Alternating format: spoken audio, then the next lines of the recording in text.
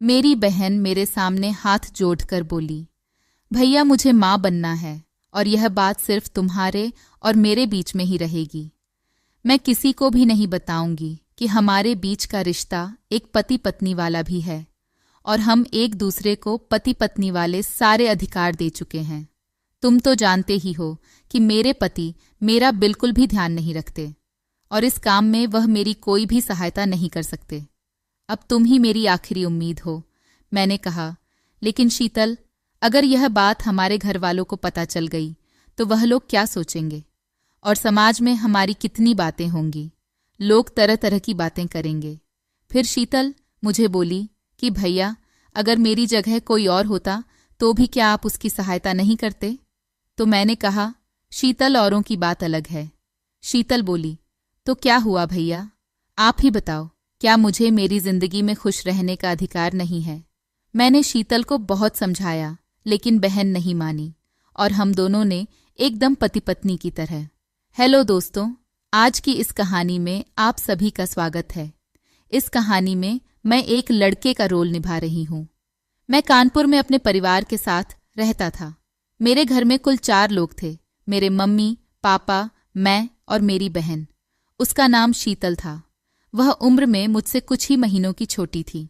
मेरे पापा एक बैंक में काम करते थे और मम्मी हाउसवाइफ थी। हमारा जीवन बिल्कुल नॉर्मल लोगों की तरह चल रहा था और हम अपनी जिंदगी में बहुत खुश थे। मैं और शीतल पढ़ाई करते थे। मेरा बचपन से ही डॉक्टर बनने का सपना था और मेरे इस सपने को साकार करने के लिए मेरे पापा पूरी ताकत से जुटे थे। मेरी आगे की पढ़ाई के लिए मेरे पापा ने एक बड़े मेडिकल कॉलेज में मेरा दाखिला करवाया। मैं तो जी जान से अपने सपने को साकार करने में लगा था, लेकिन मेरी बहन शीतल का मन पढ़ाई में बिल्कुल भी नहीं लगता था। वह बस फालतू की चीज़ों पर ज्यादा ध्यान देती थी। फिर एक दिन मुझे पता चला कि मेरी बहन का कॉलेज में किसी के साथ अफेयर है। फिर उस दिन से मैं उस पर नज़र रखने लगा और एक दिन मैंने उसे पार्क में देख लिया। मैंने कहा, शीतल, यह सब क्या है? तो वह बोली, भैया, यह विशाल है और हम दोनों एक दूसरे से बहुत प्यार करते हैं। विशाल बहुत अच्छा लड़का है, वह मुझसे शादी भी करेगा।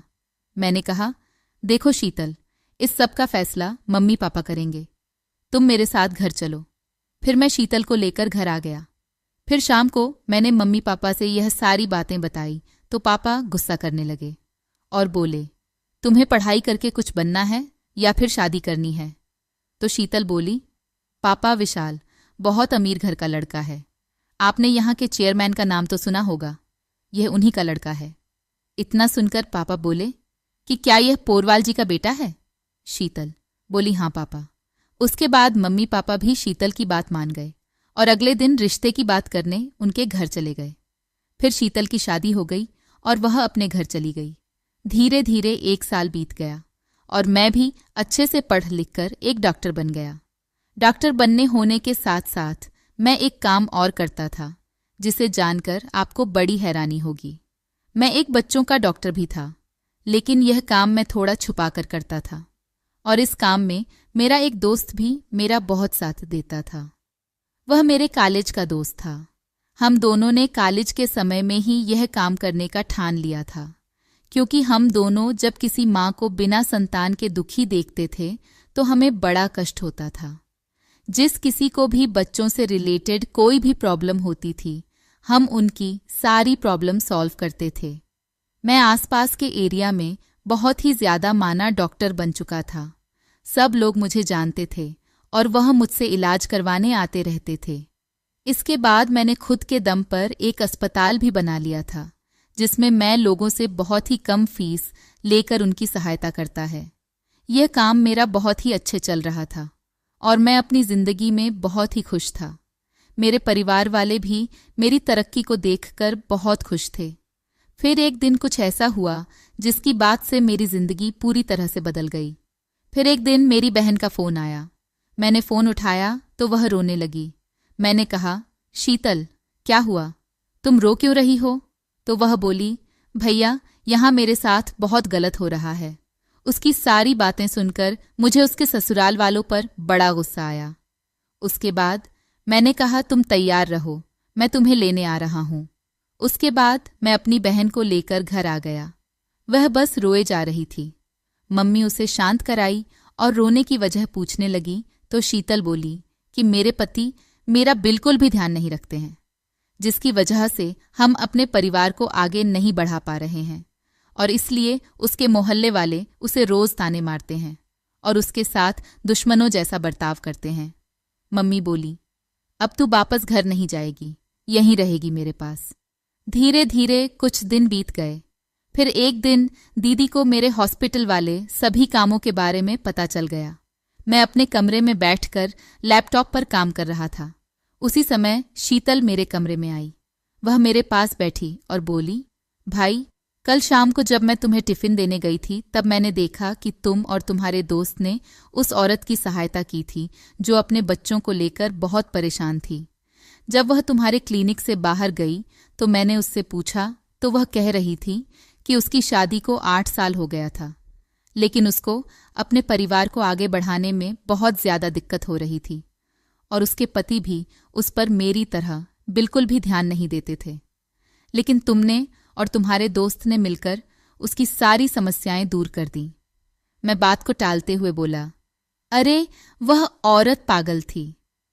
कुछ दिन से उसके बच्चे की तबीयत खराब थी तो वह दिखाने लाई थी। शीतल बोली, भैया, तुम झूठ बोल रहे हो, सच बताओ ना, तुम यह सब कैसे करते हो? शीतल जिद करने लगी और आखिर मुझे सारी सच्चाई उसे बतानी पड़ी। मैंने कहा, मेरा दोस्त एक अनाथालय में काम करता है और वहां पर ढेरों अनाथ बच्चे रहते हैं। जब हमारे पास कोई निसंतान जोड़ा आता है तो हम उसे सारी बातें बता देते हैं। जब वह बच्चे को गोद लेने के लिए तैयार हो जाती है तो हम उन्हें अगले हफ्ते बुलाते हैं। कुछ दिन बाद जब वह आते तो हम उन्हें कमरे में बुलाकर बच्चों को उनको सौंप देते और ऐसा करके हमें भी बहुत खुशी होती है। तो शीतल बोली, भैया, मुझे भी एक बच्चा गोद लेना है। मैंने कहा, लेकिन शीतल, तुम्हारे घर वाले इस बात को मानेंगे? तो वह बोली, भैया, उन्हें सिर्फ बच्चा चाहिए बस, और इस वजह से मेरा घर भी बस जाएगा। फिर हमने अपने घर में मम्मी पापा को सारी सच्चाई बताई और शीतल की उजड़ी जिंदगी को फिर से बसाने की सोची।